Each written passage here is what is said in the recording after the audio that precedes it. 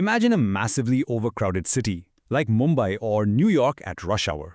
Now shrink that whole chaotic scene down to the microscopic level.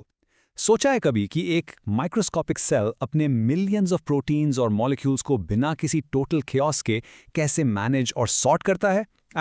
इतना सारा internal traffic but no traffic jams? Cell का अपना post office या traffic control room आखिर कहाँ है? Well, the answer lies in one of the absolute coolest structures inside a cell. आज हम समझने वाले हैं the Golgi apparatus, the cell's ultimate traffic police. ये वो incredible cellular packaging और dispatch center है जो ensure करता है कि the right molecule reaches the exact right place at the exact right time. Alright, so here's our roadmap for today. We'll be covering the detective story, cellular real estate, the assembly line, chemistry of the Golgi, and our finally shipping and dispatch. Let's get into it. Starting off with Section 1, the detective story. So let's travel back to 1898. Meet our lead detective, the brilliant Italian neurologist Camillo Golgi. Yeah, basically owls और cats के Purkinje nerve cells study कर रहे थे. उन्होंने एक special silver chromate staining method use किया called La Reazione Nera. And suddenly, boom, he spotted this weird, dark, net-like structure inside the cell. उन्होंने इसको पहली बार नाम दिया internal reticular apparatus. Now, the timeline of this Golgi controversy is actually pretty wild. 1873 में Golgi ने अपना silver stain invent किया. फिर 1898 में उन्होंने ये discovery की.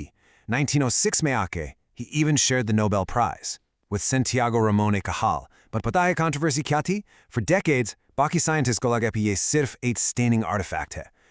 Like just a smudge on the glass slide. It wasn't until the 1950s, जब electron microscope use होना शुरू हुआ, that its actual physical existence was finally confirmed.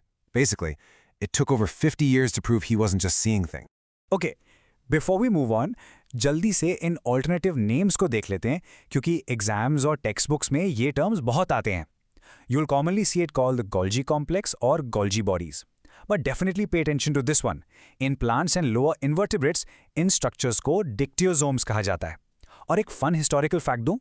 शुरुआत में क्योंकि साइंटिस्ट को लगता था कि इनमें लिपिड कंटेंट बहुत हाई है, they actually called it lipochondria. Moving on to Section 2, cellular real estate. Now, let's talk location. Animal cells में, the Golgi is highly organized. ये usually एक single complex structure होता है, perfectly localized somewhere between the nucleus and the cell periphery, especially अगर वो secretory cell है. But on the plant cell side, ये काफी अलग है. वहाँ dictyosomes simpler units के form में पूरे cytoplasm में freely scattered होते हैं. Oh, and just a quick note, prokaryotes जैसे bacteria और हमारे mature red blood cells में you won't find them at all. ये वहाँ completely absent होते हैं. And notice the massive variation in numbers here. एक normal rat liver cell में around 50 Golgi stacks हो सकते हैं. But check this out. A single algal rhizoid cell can have over 25,000 Golgi units. That's insane, right? ये clearly दिखाता है कि cell की physiological demand के हिसाब से इस organelle की population कितनी drastically scale up हो सकती है. Alright, Section 3, the assembly line. Let's step onto the factory floor. The core functional unit of this assembly line is the cisterna. Yeah, basically smooth, flattened, fluid-filled sacs होते हैं. जब ऐसी 5 से 6 सिस्टर्नें एक के ऊपर एक स्टैक हो जाती हैं तो एक डिक्टियोसोम बनता है. और एक बहुत इंटरेस्टिंग डिटेल याद रखने वाली ये है कि ये पूरा स्टैक एक जोन ऑफ एक्सक्लूजन से सराउंडेड होता है. मतलब इस जोन में राइबोसोम्स और माइटोकॉन्ड्रिया अलाउ ही नहीं होते. It's a completely dedicated VIP workspace.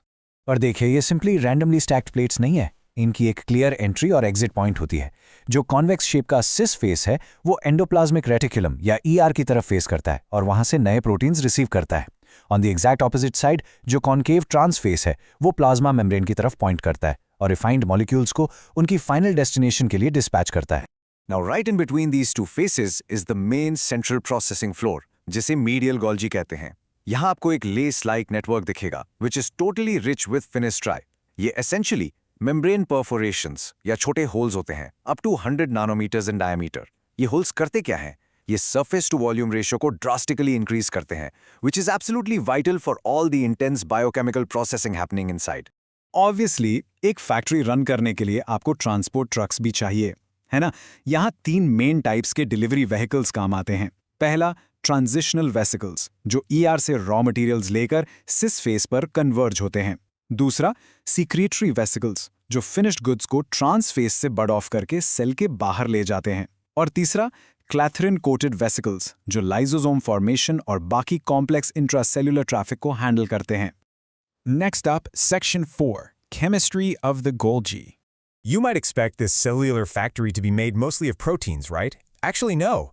The Golgi is incredibly lipid-rich. For example, in a rat liver cell, up to 60% of the Golgi is actually made of lipids. Animal cells mostly use phosphatidylcholine. Jobgi plant Golgi primarily relies on phosphatidic acid. ये heavy lipid base इस membranous factory को extreme flexibility और एक solid structure provide करता है। और इस flexible framework के अंदर बैठी है हमारी processing machinery, the specialized enzymes. हमारे पास ग्लाइकोसिल ट्रांसफरेजेस हैं शुगर ग्रुप्स ऐड करने के लिए, सल्फो ट्रांसफरेजेस हैं, काइनेजेस हैं और मैनोसिडेजेस हैं फॉर ट्रिमिंग। इन सारे एंजाइम्स को और इन सिस्टर्नस टैग्स को फिजिकली अपनी जगह पर होल्ड कौन करता है? Golgi matrix proteins. ये लिटरली एक थेथरिंग स्कैफोल्ड की तरह ऐड करते हैं to keep the whole assembly line stable. Finally, we reach Section 5, Shipping and Dispatch. Here's how the heavy lifting happens. It's a very precise three-step journey. Step 1, it receives raw proteins or lipids at the cis phase straight from the ER. Step 2, as they travel through that medial Golgi, enzymes उन्हें modify और trim करते हैं, जैसे कि glycosylation या sulfation करना। और Step 3, trans phase पर आकर ये perfectly polished products thoroughly packaged होते हैं and dispatched into vesicles. Golgi actually कितना स्मार्ट है, इसका एक ब्रिलियंट एग्जाम्पल देखिए। अगर किसी हाइड्रोलिटिक एंजाइम को लाइसोसोम में भेजना है तो गोल्जी डेलिबरेटली उस पर मैनो 6 फॉस्फेट का एक टैग लगा देता है right in the cis Golgi. फिर ट्रांसफेस पर स्पेसिफिक रिसेप्टर्स इस टैग को इंस्टेंटली रिकॉग्नाइज करते हैं और इस डेंजरस लिटिक एंजाइम को एक क्लैथरिन कोटेड वेसिकल में सेफली पैक कर देते हैं। No leaks, no accidents, just brilliant compartmentalization. And the sheer diversity of products packaged for exocytosis? Mind-blowing. Exocrine pancreatic cells से आने वाले zymogens, हमारे intestine के goblet cells से निकलने वाला protective mucus, mammary gland से lactoprotein, हमारे thyroid से thyroglobulin, और यहाँ तक कि हमारी skin को color देने वाले melanin granules, ये सब कुछ, I mean everything, Golgi की modifying और packaging capabilities का ही direct नतीजा है। But wait, it doesn't stop at just secretions.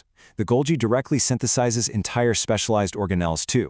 For instance, reproduction key process में, the Golgi is responsible for forming the acrosomal cap of a sperm cell, जो effectively a giant, highly specialized lysosome है, जो egg को fertilize करने के लिए required होता है.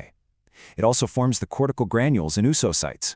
So literally the very beginning of human life relies entirely on the Golgi. So the whole crucial point here is summarized beautifully by this quote. The Golgi apparatus is, without a doubt, the absolute traffic police of the cell. अगर ये sorting, modifying और packaging ना हो, तो cell के अंदर की chemistry completely collapse हो जाएगी, and it would be utterly incapable of functioning in any multicellular organism. To wrap up our explainer today, let me leave you with this provocative question.